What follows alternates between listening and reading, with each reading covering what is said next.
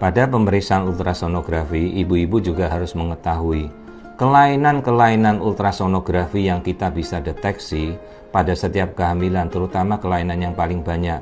Pertama adalah cacat tabung syaraf, yaitu akrania atau anencefali dan spina bifida, di mana kelainan ini cukup mendominasi pada kelainan-kelainan awal dalam kehamilan trimester pertama, di mana janin tidak terbentuk secara normal, tempurung kepala ataupun bagian tulang belakangnya ada yang pecah, itu yang kita namakan sebagai akrania anencefali atau spina bifida.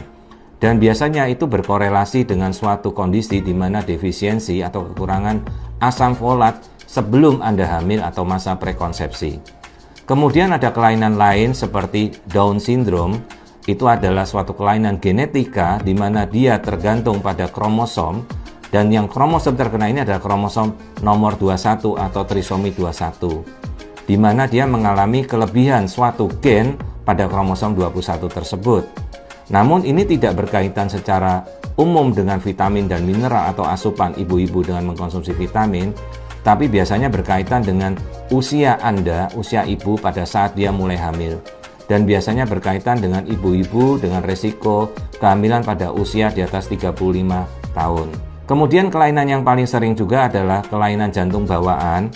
Ini memang berkaitan secara langsung biasanya dengan genetika, namun juga bagaimana pola hidup si ibu. Misalnya si ibu ada diabetes atau obesitas, atau kita juga mengalami defisiensi vitamin mineral sebelum masa prakonsepsi.